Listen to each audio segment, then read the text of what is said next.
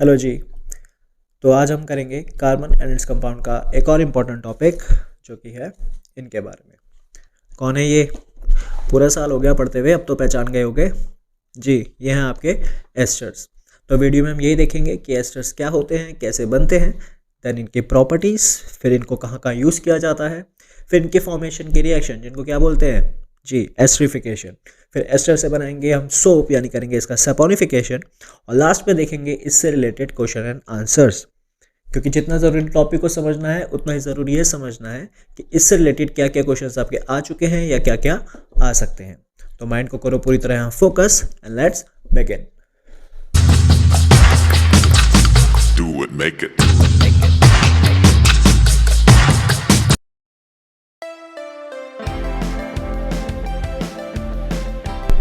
हाँ जी, तो एस्टर्स क्या है? एस्टर्स ना बेसिकली डेरिवेटिव्स है कार्बोक्सिलिक एसिड और अल्कोहल के। तुम्हारे पास है कार्बोक्सिलिक एसिड, ठीक है, और तुम्हारे पास है अल्कोहल। आपस में कर रही है react in the presence of H2SO4। कोई भी कार्बोक्सिलिक एसिड ले लो और कोई भी अल्कोहल ले लो, in the presence of H2SO4, यानी थोड़ा फ्यू ड्रॉप्स आपने H2SO4 की डाल दी और आपको मिलेगा एस्टर, साथ में वाटर। पहचान क्या, कैसे पता चलेगा एस्टर फॉर्म हो गया? जो स्मेल जो है वो आपको बहुत ही स्वीट आने लगती है, फ्रूटी स्मेल आने लग जाती है। तो क्या बन चुके हैं आपके? एस्टर तैयार हो चुका है। अब कलर स्कीम ना मैंने सेम रखी है ताकि आपको आइडेंटिफाई करने में आसानी हो कि कौन सा पार्ट किसकी तरफ से आया है। जैसे कि येलो वाला पार्ट कार्बोक्सिलिक का है और ग्रीन वाला पार्ट आपका किसका है? अल्कोहल का। तो ये जो है ये आपका कार्बोक्सिलिक है और ये वाला जो पार्ट है ये आपका अल्कोहल से आया है, ठीक है। अब इसका एक एग्जाम्पल देखते हैं, फिर और अच्छे से समझ आएगा। यहाँ ले लेते हैं एक टेस्ट ट्यूब, मान लेते हैं एक टेस्ट ट्यूब है, इसके अंदर मैंने डाला इथेनॉल और इथेनोइक एसिड, थोड़ा सा मिक्स किया और फ्यू ड्रॉप्स हम डाल देते हैं इसमें H2SO4 की। यहाँ मेरा बन के तैयार हो गया स्वीट स्मेलिंग एस्टर। साथ में मिलेगा मुझे वाटर। तो ethanoic acid CH3COOH plus ethanol C2H5OH मेरे पास तैयार हो गया है CH3COOC2H5, और ये उसका स्ट्रक्चर। अब ये आया कैसे और H2O इसमें से कैसे रिलीज हुआ, तो वो देख लेते हैं। ये था मेरे पास इथेनोइक एसिड CH3COOH, इसमें से ये पार्ट CH3CO अलग हो गया, अलग कर देते हैं, और OH को हम यहाँ फिलहाल अलग रख लेते हैं। देन मेरे पास अल्कोहल, अल्कोहल था C2H5OH, जिसमें से H हम निकाल देते हैं और ये पार्ट C2H5O का अलग कर देते हैं। तो ये दोनों तो साथ में बना लिया इन्होंने CH3COOC2H5, बन गया एस्टर। और साथ में H2O, यहाँ पे ये अलग हो चुका है HOH, तो बन गया आपका H2O। तो इस तरीके से आपके एस्टर की फॉर्मेशन होती है। स्ट्रक्चर हमने देख लिया एस्टर का। अब बात करते हैं इसके नेमिंग की कि इसकी नेमिंग कैसे होगी। तो नाम तो वैसे इसका है इथाइल इथेनोएट, पर नाम आया कैसे वो एक बार समझ लेते हैं। उसके लिए ये आपको पता होना चाहिए कि अगर एक कार्बन है तो वो क्या होता है? मैथ। दो कार्बन है तो एथ, तीन प्रोप, चार ब्यूट, और उसके आगे का सफिक्स डिपेंड करता है उस पर क्या फंक्शनल ग्रुप वगैरह लगा हुआ है। तो 1 2 3 4 कार्बन के अकॉर्डिंग उसके नेम आपको बेसिक पता होना चाहिए बस, ठीक है। तो इसमें दो स्ट्रक्चर हैं आपके पास, पहला है कार्बोक्सिलिक का और दूसरा है अल्कोहल का। नेमिंग के वक्त ये रिवर्स हो जाता है, नेमिंग के वक्त पहले हम देंगे अल्कोहल को नेम, फिर देंगे कार्बोक्सिलिक को। ऐसे रख लेते हैं ताकि हमें ध्यान रहे कलर स्कीम के अकॉर्डिंग कि अल्कोहल में कितने कार्बन हैं? 2। तो क्या नाम देंगे इसको? एथ, यानी इथाइल। 2 हैं इसलिए इथाइल। अगर 1 होता तो मिथाइल, 3 होता तो प्रोपाइल, 4 होता तो ब्यूटाइल। तो अल्कोहल 2 कार्बन थे इसलिए इथाइल। अब बात करते हैं कार्बोक्सिलिक की। कार्बोक्सिलिक में कितने कार्बन है? 2, तो इसलिए इसको क्या देंगे?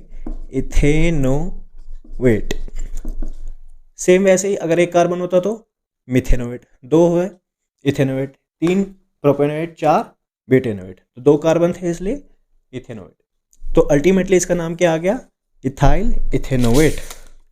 ये अब देख सकते हो, इथाइल आया अल्कोहल से और इथेनोवेट आया कार्बोक्सिलिक से। लेकिन स्ट्रक्चर में पहला कार्बोक्सिलिक है, दूसरा अल्कोहल है। तो बस ये थोड़ा सा ट्विस्ट जो है इसमें वो ध्यान रखना। क्लियर है? और बेटर क्लियर हो जाएगा इस दूसरे एग्जाम्पल से, वो समझ लेते हैं। अब इस एग्जाम्पल में कार्बोक्सिलिक ग्रुप हम चेंज कर देते हैं और अल्कोहल को हम सेम रखते हैं। तो कार्बोक्सिलिक इस बार है C3H7COOH, एंड अल्कोहल हमारे पास वही सेम है C2H5OH। इनको आपस में कराएंगे react in the presence of few drops of conc H2SO4, ठीक है जी। नेम क्या है इसका, C3 है और कार्बोक्सिलिक ग्रुप है, तो ये हो गया आपका प्रोपेनोइक एसिड। और इसमें आपके पास कार्बन 2 हैं, फंक्शनल ग्रुप आपका अल्कोहल का है, तो ये हो गया आपका इथेनॉल। आपस में रिएक्ट करेंगे और आपको मिलेगा एक एस्टर। तो वीडियो को पॉज करो, सोचो कौन सा एस्टर मिलेगा, क्या स्ट्रक्चर होगा, क्या उसका फॉर्मूला है और नेम क्या होगा उसका, फिर मैच करते हैं जी। तो हमें मिलेगा एस्टर C3H7COO C2H5 और साथ में वाटर, बिल्कुल ठीक है। आया कैसे, बना कैसे, आप थोड़ा मैच भी कर पाओगे कलर स्कीम के अकॉर्डिंग। जहाँ पे C3H7COOH में से आपके पास क्या पार्ट आया, C3H7CO, और अल्कोहल में से आपके पास C2H5O। तो लेफ्ट आउट हो गया यहाँ पे H और यहाँ पे OH, जो कि आपको यहाँ पे अल्कोहल वाटर आपको यहाँ पे मिल चुका है। अब इसका नेम क्या है, तो नेमिंग कैसे करते हैं, पहले हम नेम देते हैं अल्कोहल को और बाद में हम देते हैं कार्बोक्सिलिक को। तो यहाँ पे 2 कार्बन है अल्कोहल ग्रुप की तरफ से, तो ये हो गया आपका इथाइल, और 3 कार्बन है कार्बोक्सिलिक ग्रुप की तरफ से, तो ये हो जाएगा प्रोपेनोएट। तो अल्टीमेटली नाम क्या हो गया, इथाइल प्रोपेनोएट, या फिर इथाइल प्रोपियोनेट, ये भी बोल सकते हैं, कॉमन नेम है ठीक है। और साथ में हमें मिलेगा वाटर। 2 एग्जाम्पल हमारे पास हो गए। अब तीसरा एग्जाम्पल आपको करना है और वो है आपके सामने ये। तो कार्बोक्सिलिक ग्रुप है हमारे पास सामने ये CH3COH, और इस बार अल्कोहल है हमारे पास C3H7OH। आपस में ये रिएक्ट करेंगे इन the presence of again Con H2SO4 few drops, और आपको बताना है कौन सा एस्टर मिलेगा हमारे पास और उसका नेम क्या होगा। कमेंट सेक्शन में आप ये मुझे बता सकते हो।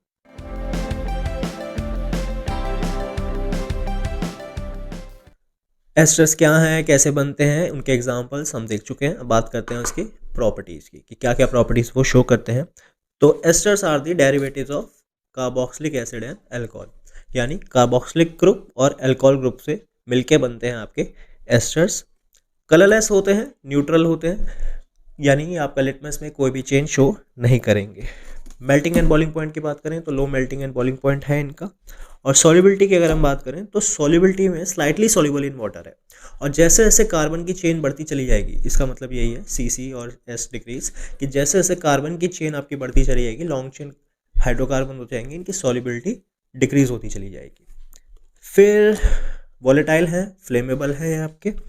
और अब लास्ट प्रॉपर्टी जो आप कह रहे हो यार अब तक नहीं आई, जो हम पढ़ते आते हैं मेन प्रॉपर्टी हमारी, वो क्या है जी, फ्रूटी स्मेल। स्वीट स्मेल होती है, फ्रूटी स्मेल होती है, और यही सबसे इसका डिस्टिंग्विश करेक्टर है जो बाकी सारे कंपाउंड से इसको अलग बनाता है, कि जब कोई कार्बोक्सिलिक और अल्कोहल आपस में रिएक्ट करता है तो उसमें से एक फ्रूटी स्मेल आने लग जाती है, स्वीट स्मेल आने लग जाती है, और डिफरेंट कॉम्बिनेशन के साथ, different carboxylic acid different alcohol के साथ वो डिफरेंट स्मेल देता है, ठीक है। तो इसी स्मेल, इस डिस्टिंग्विश करेक्टर की वजह से वो बहुत जगह यूज़ होता है, जैसे कि आपके परफ्यूम इंडस्ट्री में हो गया, आइसक्रीम में हो गया, क्या यूजेस है हम बाद में देखते हैं, पहले प्रॉपर्टीज़ क्लियर है।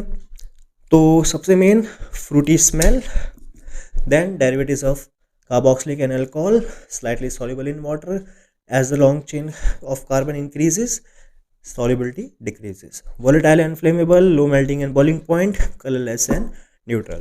1 2 3 4 5 6 प्रॉपर्टीज हमारे पास इसकी हो गई है। एप्लीकेशन या यूजेस जो इसके बेस्ड हैं वो इसकी मेन प्रॉपर्टी पे बेस्ड हैं, जो कि थी आपकी क्या, स्वीट स्मेल, फ्रूटी ओडोर।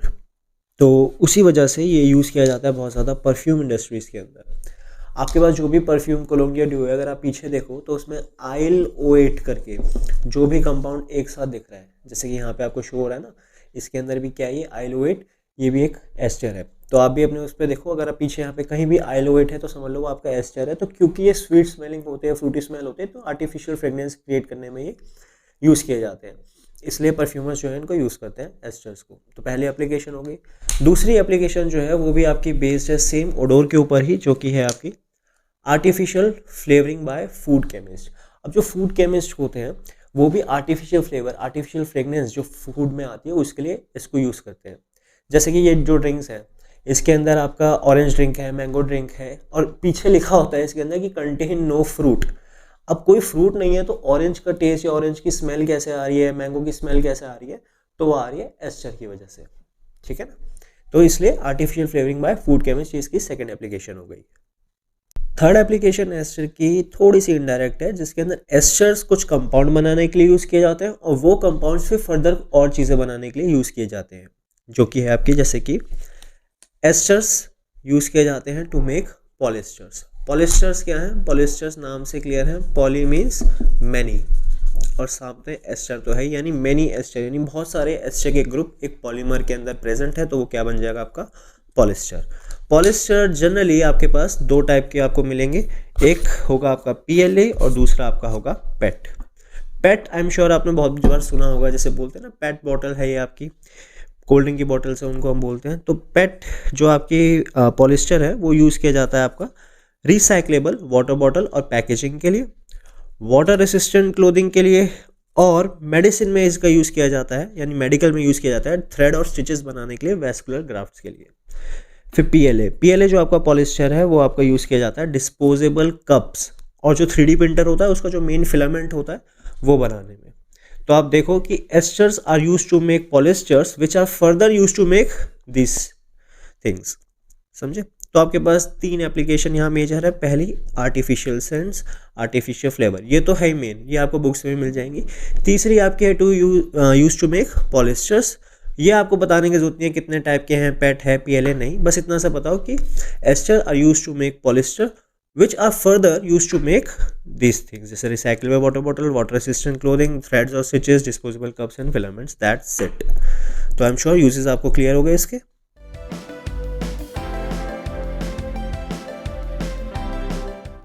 तो अभी जो हमने रिएक्शन देखी कार्बोक्सिलिक और अल्कोहल के बीच में और जिसकी वजह से आपका एस्टर फॉर्म हुआ, इसी को ही बोलते हैं हम एस्टरीफिकेशन, ठीक है ना। तो एक बार डिफाइन कर लेते हैं इसको। The reaction of carboxylic acid with alcohol in the presence of sulfuric acid to form ester is called esterification. Simple सी है, एक रिएक्शन कार्बोक्सिलिक एसिड के बीच में और अल्कोहल के बीच में in the presence of H2SO4 sulfuric acid to form ester is called esterification। साथ में वाटर भी आपका बनता है। तो यही आपकी सिंपल सी रिएक्शन है जिसको हम बोलते हैं एस्टरीफिकेशन। अभी क्या हुआ था, कार्बोक्सिलिक और अल्कोहल ने एस्टर बनाया था। अब एस्टर को हम ब्रेक डाउन करेंगे to give back the parent carboxylic and alcohol.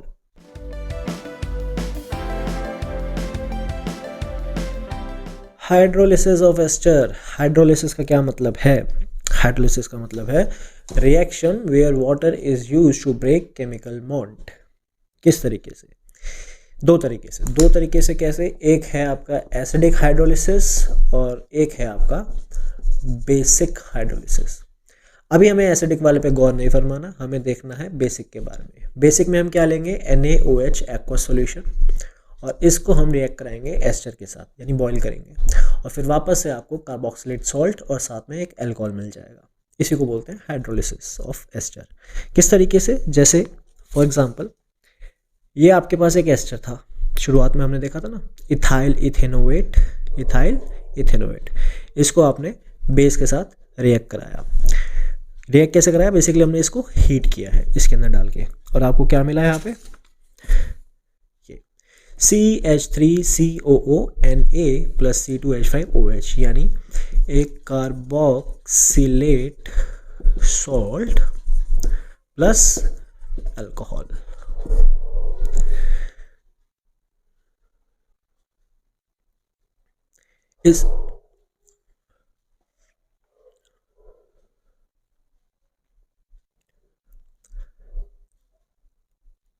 इसको हम sodium salt of carboxylic acid भी बोल सकते हैं। और अगर आप देखो तो सोप का जो फॉर्मूला है, सोप का जो स्ट्रक्चर है वो भी यही होता है, वो भी कार्बोक्सिलेट सॉल्ट होते हैं, ठीक है। तो ये भी एक तरह से आपका सोप ही बन के आया है। तो इस रिएक्शन को हम ये भी बोल सकते हैं सैपोनिफिकेशन, क्योंकि सोप बन रहा है, ठीक है ना। तो जी हाँ, इसको यही बोलते हैं सैपोनिफिकेशन, जहाँ पे हाइड्रोलिसिस ऑफ एस्टर किया जाता है और सोप आपका बनकर तैयार हो जाता है।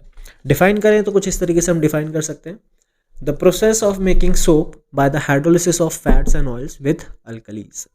The process of making soap by the hydrolysis of fats and oil. Fats and oils, अब जो फैट्स एंड ऑयल्स होते हैं उसी के अंदर आपके एस्टर प्रेजेंट होते हैं। तो बेसिकली हमने एस्टर की हाइड्रोलिसिस की है सोप बनाने के लिए विद अल्कली। क्लियर है? Process of making soap by the hydrolysis of fats and oils with alkali is known as saponification. इसके जनरल रिएक्शन भी देख लेते हैं एक बार। तो जनरल रिएक्शन इसकी हो जाएगी ये, fats and oil plus NaOH gives you soap and glycerol. Saponification को आप दोनों तरीके से बता सकते हो। पहला हाइड्रोलिसिस ऑफ एस्टर के हिसाब से कि alkaline hydrolysis of ester to give alcohol and carboxylate salt, जिसमें आपके पास ये वाली रिएक्शन आ जाएगी। या दूसरा तरीका है बताने का इस तरीके से, the process of making soap by the hydrolysis of fats and oil with alkalis, जिसमें आपकी ये वाली रिएक्शन हो जाएगी, फैट्स और oil plus NaOH give soap and glycerol.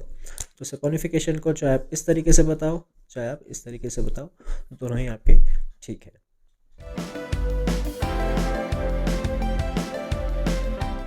तो इन क्वेश्चंस में हमें क्या करना है, differentiate between esterification and saponification with the help of reaction, और लास्ट में इनके बताने हैं यूजेस। तो डिफरेंशिएट करते हैं on the basis of their properties. तो यहाँ पे कुछ प्रॉपर्टीज़ हैं हमारे पास। अब इन प्रॉपर्टीज़ को हम मैच करते हैं, कौन सी प्रॉपर्टी किसके पास जाएगी, और आप इसमें सबसे पहले बताओगे। जैसे कि ये बताइए, formation of soap take place कहाँ जाएगा, एस्टरिफिकेशन में, सैपोनिफिकेशन में। सोप बन रहा है सैपोनिफिकेशन या एस्टरिफिकेशन जी, तो फॉर्मेशन ऑफ सोप होगा saponification, soap saponification. Then formation of ester take place, जाहिर सी बात है एस्टरिफिकेशन मतलब एस्टर ही बनेंगे उसके अंदर, तो ये यहाँ चला गया। देन कह रहा है alkaline hydrolysis of ester to give carboxylic salt and alcohol, यानी हाइड्रोलिसिस ब्रेक डाउन कर रहे हैं हम एस्टर को, give down carboxylate salt and alcohol. तो ये किसके पास जाएगा, सैपोनिफिकेशन या एस्टरिफिकेशन। एस्टरिफिकेशन में क्या हुआ था, एस्टरिफिकेशन में कार्बोक्सिलिक और अल्कोहल आपस में रिएक्ट कर रहे थे एस्टर बनाने के लिए, और यहाँ पे एस्टर आपका ब्रेक डाउन हो रहा है कार्बोक्सिलिक और अल्कोहल देने के लिए, तो ये होगा इसके अंदर सैपोनिफिकेशन में। Then in the presence of H2SO4, कौन सा reaction in the presence of H2SO4 होता है, एस्टरिफिकेशन या सैपोनिफिकेशन। किस में डाला था हमने H2SO4, एस्टरिफिकेशन में, तो ये यहाँ चला गया। इन द प्रेजेंस ऑफ NaOH, जाहिर सी बात है ये आपका H2SO4 की में, और ये आपका इन द प्रेजेंस ऑफ NaOH, क्योंकि हम क्या करते हैं इसमें अल्कलीन हाइड्रोलिसिस करते हैं, तो NaOH आपका एक अल्कली है। फिर बोल रहा है carboxylic and alcohol reacts to form ester, तो ये आपका यहीं आ जाएगा एस्टर्स के पास। अब बची ये दो रिएक्शन, अब इनमें आप आइडेंटिफाई करके बताओ कि ये दो रिएक्शंस किसकी हैं, ये वाली किसकी है, ये वाली किसकी है, बताओ जल्दी। इस रिएक्शन को हम यहाँ पे लेके जाएं या इस रिएक्शन को हम यहाँ पे लेके जाएं, आप बताइए। दोनों रिएक्शन में हो क्या रहा है पहले हम देख लेते हैं। इस वाली रिएक्शन में आपके पास CH3COC2H5 जो कि एक एस्टर है, वो आपका रिएक्ट कर रहा है एक बेस अल्कली से NaOH, और आपको क्या मिल रहा है CH3COONA, यानी एक कार्बोक्सिलेट सॉल्ट और इथेनॉल C2H5OH। तो ये अभी हमने देखा किस में गया था, ये alkaline hydrolysis of esters to give carboxylic salt and alcohol. तो ये रिएक्शन किसकी है, सैपोनिफिकेशन की, और ये वाली है आपकी एस्टरिफिकेशन की। ठीक है, इसमें आप देख भी सकते हो ये आपका CH3COH एक carboxylic acid plus ethanol gives ester and water in the presence of H2SO4। तो ये डिफरेंस हो गया आपके एस्टरिफिकेशन के, ये हो गए आपके सैपोनिफिकेशन के, और रिएक्शंस इन दोनों की। अगर यूजेस देखें तो यूजेस हम देख चुके हैं। एस्टर जो होता है, एस्टरिफिकेशन रिएक्शन जो है वो आपके एस्टर बनाने में यूज़ होता है, जो कि एक स्वीट स्मेलिंग सब्सटेंस है, जो कि फर्दर यूज़ किया जाता है किसमें, परफ्यूम इंडस्ट्री के अंदर या फिर आपकी फूड इंडस्ट्री के अंदर, ठीक है, पॉलिस्टर्स वगैरह बनाने में। और सैपोनिफिकेशन किसके लिए यूज़ किया जा रहा है, सोप के प्रिपरेशन के लिए। क्लियर है ये वाला क्वेश्चन। अब यहाँ पे स्ट्रक्चर फॉर्मूला देख के एस्टर का हमें बताना है कि कौन सा एसिड और कौन सा अल्कोहल इसमें प्रेजेंट है। तो एक बार स्ट्रक्चर ड्रॉ कर लेते हैं, CC double bond O single bond O और साथ में CC, बाकी सारे H हैं ऑटोमेटिकली। तो हम मेन इसको देखते हैं। अब अगर आपको बेसिक स्ट्रक्चर याद हो, ये एस्टर का, तो इसमें कार्बन के साथ जो डबल बॉन्ड O वाला है और R मीन्स कि आपके पास लॉन्ग चेन यहाँ पे भी कार्बन की है, तो मेन बात है कार्बन के साथ जो डबल बॉन्ड O वाला है ये पूरा आपका आता है कार्बोक्सिलिक से, और एक सिंगल O वाला जो आता है वो आता है आपका एल्कोहल से।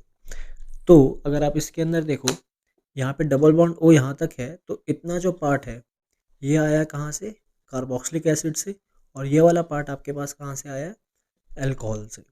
तो एल्कोहल में हमें पता है क्या होता है लास्ट में, ऑल, ठीक है, और कार्बोक्सिलिक एसिड में लास्ट में होता है ओइक एसिड। अब क्योंकि यहाँ पे 2 कार्बन है तो 2 कार्बन क्या हो गया, एथ, यानी ये था आपका इथेनॉल, और यहाँ पे भी 2 ही कार्बन है इस डबल बॉन्ड O के साथ, तो यानी क्या था आपका इथेनोइक एसिड। तो पेरेंट अल्कोहल कौन सा था, इथेनॉल, और एसिड कौन सा है इसमें, इथेनोइक एसिड। और ये कौन सा एस्टर है, ये है आपके पास इथाइल इथेनोएट। अब ये जो XYZ वाले क्वेश्चन है ना, इसके अंदर जो जो इन्फॉर्मेशन हमें दे रखी होती है अननोन कंपाउंड्स के, वो हम पहले लिख लेते हैं। जैसे X के बारे में हमें क्या बता रखा है कि वो आपका एक लिक्विड है, आपका फ्रीज हो जाता है, और उसके बाद इसका फॉर्मूला भी दे रखा है C2H4O2। तो C2H4O2 यानी O2 ऐसा कौन सा फंक्शनल ग्रुप है जिसके अंदर ऑक्सीजन 2 बार आता है, एक ही है हमारे पास COOH कार्बोक्सिलिक एसिड, और यहाँ पे क्योंकि 2 कार्बन है तो हो गया एथ, तो इसका नाम क्या होना चाहिए, इथेनोइक एसिड। तो X के बारे में पता चल गया कि क्या है आपका इथेनोइक एसिड C2H4O2। तो इसको हम थोड़ा इस तरीके से लिख देते हैं ताकि समझ में आसानी हो, CH3COOH हो गया ना, C2H4O2। अब वो कह रहा है इसको हमने मिथेनॉल के साथ हीट किया। मिथेनॉल क्या है, CH3OH, मतलब एक कार्बन, और मतलब OH। तो मिथेनॉल के साथ हमने इसको हीट किया इन the presence of H2SO4 sulphuric acid की प्रेजेंस में, और आपको मिलता है एक स्वीट स्मेलिंग सब्सटेंस Y। तो स्वीट स्मेलिंग सब्सटेंस जब कार्बोक्सिलिक और अल्कोहल रिएक्ट करेंगे तो क्या मिलेगा हमें, एस्टर। तो यहाँ हमें मिला एक एस्टर, साथ में वाटर, लेकिन कौन सा एस्टर, CH3COOH और CH3OH। गेस करो कौन सा एस्टर मिलेगा हमें जी। यहाँ से हम लेंगे CH3CO, और यहाँ से हमारे पास आएगा CH3O, तो ये आपको मिल जाएगा CH3COOCH3। अब इसका नेम देख लेते हैं, नेम क्या होगा। नेम सबसे पहले हम करते हैं अल्कोहल वाले पार्ट को, तो अल्कोहल वाले पार्ट को हम नेम करेंगे, एक ही कार्बन है तो ये हो गया आपका मिथाइल, और कार्बोक्सिलिक वाले में 2 कार्बन थे आपके पास, 2 कार्बन थे तो ये हो गया इथेनोएट। तो कौन सा एस्टर आया हमारे पास, मिथाइल इथेनोएट। तो X हमारा हो गया इथेनोइक एसिड, Y हमारा हो गया मिथाइल इथेनोएट। पूछ रहा है कौन सा फंक्शन ग्रुप प्रेजेंट है, तो भाई एस्टर फंक्शन ग्रुप प्रेजेंट है उसके अंदर। Right the chemical equation for the reaction valve, तो ये आपकी केमिकल इक्वेशन हो गई आपकी, CH3COH plus CH3OH gives CH3COOCH3 plus H2O। Clear. अब डायरेक्ट क्वेश्चन इसमें से क्या क्या हुए, जैसे कि आपका हाइड्रोलिसिस ऑफ एस्टर्स, कि हाइड्रोलिसिस क्या होता है उसको डिफाइन करो, उसकी रिएक्शन बताओ, ठीक है, वो पीछे डिस्कस हो गया। दूसरा आपके पास जैसे कि सैपोनिफिकेशन, ये क्या है, सैपोनिफिकेशन रिएक्शन क्या है, या फिर एक एस्टरीफिकेशन, ये रिएक्शन क्या है, इनको डिफाइन करो, इनकी रिएक्शन दो, या फिर इनके बीच में डिफरेंस, ठीक है, डिफरेंस भी हम पीछे देख चुके हैं इसका, ठीक है। ये तो हो गया स्ट्रेट फॉरवर्ड डायरेक्ट क्वेश्चन आपके। फिर एक और आ गया आपका कि जैसे एस्टर्स, व्हाट आर एस्टर्स बताइए, या फिर इनके यूजेस बताइए, या फिर इनकी प्रॉपर्टीज़ बताइए। तो यूजेस एंड प्रॉपर्टीज़ दोनों हमारे पीछे डिस्कस हो चुकी हैं, ये भी हो गए। एक क्वेश्चन जो डिस्कस नहीं हुआ है और वो है आपका H2SO4 का रोल, कि इस पूरी रिएक्शन में, खासतौर से ये जो है ना एस्टरीफिकेशन वाली रिएक्शन, इस रिएक्शन में H2SO4 का रोल ही क्या है जो हम डालते हैं इसके अंदर फ्यू ड्रॉप्स। तो पहले वाली रिएक्शन देखते हैं हमारे पास क्या थी, एक कार्बोक्सिलिक और अल्कोहल आपस में रिएक्ट करते हैं और हमें क्या मिलता है, ester in the presence of H2SO4। तो यहाँ H2SO4 का काम क्या है, तो H2SO4 ने 2 काम किए, यहाँ पे 2 पर्पस था। पहला एज अ कैटलिस्ट, यानी रेट ऑफ रिएक्शन को क्या करेगा, इंक्रीज करेगा। और दूसरा अगर आप यहाँ पे देखो तो वाटर इसमें से रिमूव हो रहा है, रिएक्टेंट साइड्स में वाटर रिमूव हो रहा है, तो ये क्या काम कर रहा है, एज अ डिहाइड्रेटिंग